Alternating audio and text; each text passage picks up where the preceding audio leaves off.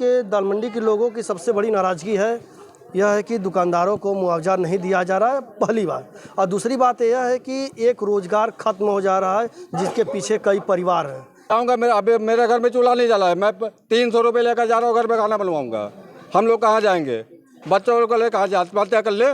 कि दुकानदार का सिर्फ एक ही सवाल है कि दुकानदारों को भी मुआवजा मिलना चाहिए, लेकिन मकान मालिक को ही दिया जा रहा, क्योंकि दुकानदार कह रहे हैं कि हम यहाँ पे दशकों से हमने खरीदा है, रसीद कटती है। बनारस के मशहूर दाल मंडी में चौड़ीकरण का कार्य शुरू हो गया है। पुलिस प्रशासन के साथ लगातार हथौड़ा मारकर मकान तोड़ा जा रहा है। जिस मकान को तोड़ा जा रहा है उस मकान में लगभग 14 दुकानें हैं। यहाँ के लोगों की मांग है कि अगर मकान मालिक को मुआवजा दिया जा रहा है तो दुकानदारों को क्यों नहीं दिया जा रहा।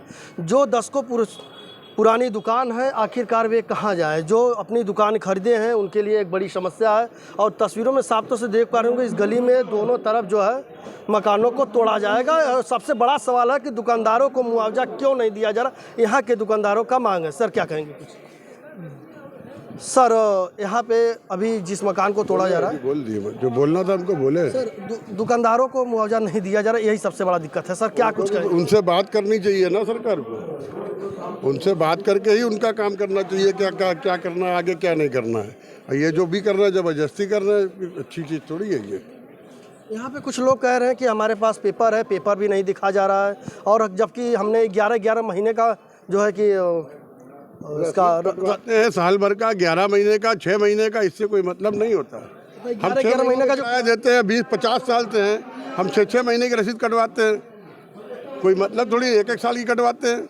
ये 11 महीना कहाँ से आ गया? ये तो नया भी आया है कि 11 महीने का आप एग्रीमेंट फिर किसी को किराए पर रख सकते हैं। जब 70-80 साल पुरानी दुकान है तो उसका 11 महीने का एग्रीमेंट कहाँ से घोषित कर देंगे वो? सर इंसान का जाना तो ठीक है, जब रोजगार खत्म हो जाता है तो काफ़ी बड़ी समस्या होती है, परिवार चलाना मुश्किल। इंसानियत खत्म हो गई वहाँ। इंसान का जाना, रोजगार खत्म होना, इंसानियत खत्म हो गई वहाँ से। कोई बचा थोड़ी है। सर यहाँ पे प्रशासन भी कह रही है कि मुआवजा मकान मालिक को दिया जा रहा है, जबकि मकान मालिक को मुआवजा दिया है तो किराएदारों को भी मुआवजे की बात किया जाए ना।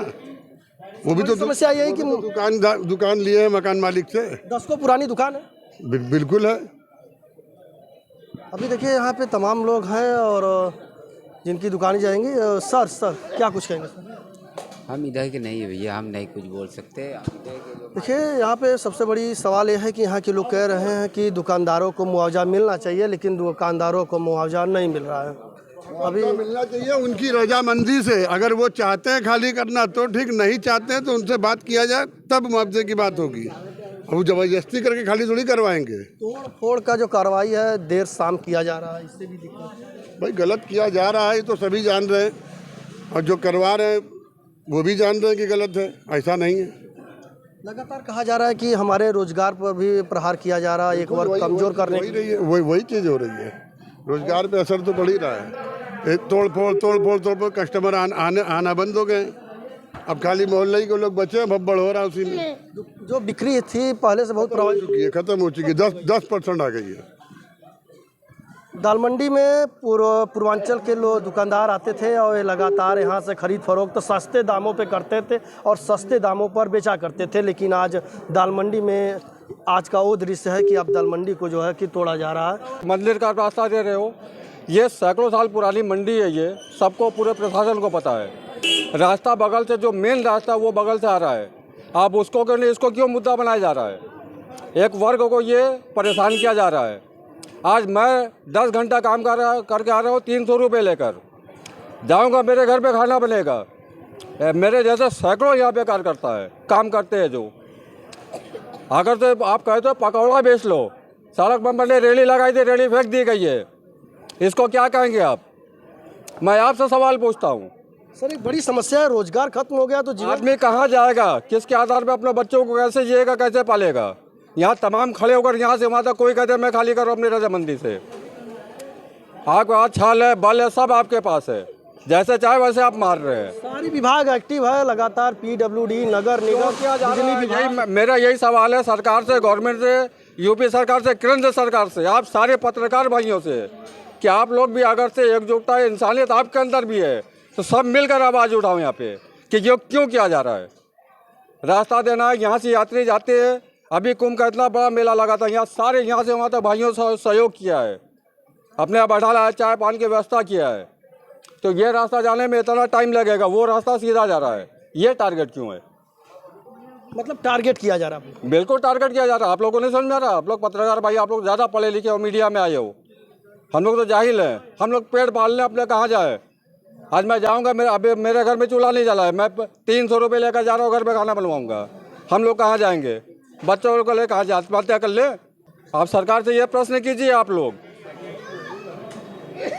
लेकिन सबसे बड़ी बात है कि यहाँ के दुकानदार का सिर्फ एक ही सवाल है कि दुकानदारों को भी मुआवजा मिलना चाहिए, लेकिन मकान मालिक को ही दिया जा रहा, क्योंकि दुकानदार कह रहे हैं कि हम यहाँ पे दशकों से हमने खरीदा है, रसीद कटती सबसे बड़ी चीज़ जब आप लोगों ने ये मुद्दा उठाया यहाँ का तोड़ने का, यहाँ का खाली कराने का, आपको बैठकर यहाँ के सम्मानित व्यक्ति जो है, जो नेतागण है, पहले उनसे बातचीत करना चाहिए था।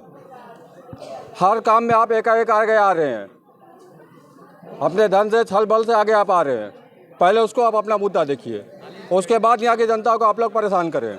आगे चुनाव भी है, यहाँ से वहाँ तक आज भूखमरी के कागार पे है, लोग माल भरे हुए हैं, दुकानदारों को ज़्यादा माल आ रहा, पेमेंट नहीं दे पा रहे हैं। कौन झेलेगा भैया उसको? कर जो काम करते हैं बच्चे, उनको पैसा कहाँ से देंगे? ये क्या नाम है सर आपका? मोहम्मद नईम। देखिए, यहाँ के दाल मंडी के लोगों की सबसे बड़ी नाराज़गी है यह है कि दुकानदारों को मुआवजा नहीं दिया जा रहा है, पहली बात। और दूसरी बात यह है कि एक रोज़गार ख़त्म हो जा रहा है, जिसके पीछे कई परिवार हैं। यहाँ के लोगों का अपील है कि हमारी भी सुनी जाए, लेकिन यहाँ पर प्रशासन लगातार तेज़ी में कार्रवाई करने को तैयार है। मिलता है अगले खबर साथ, तब तक के लिए नमस्कार, धन्यवाद।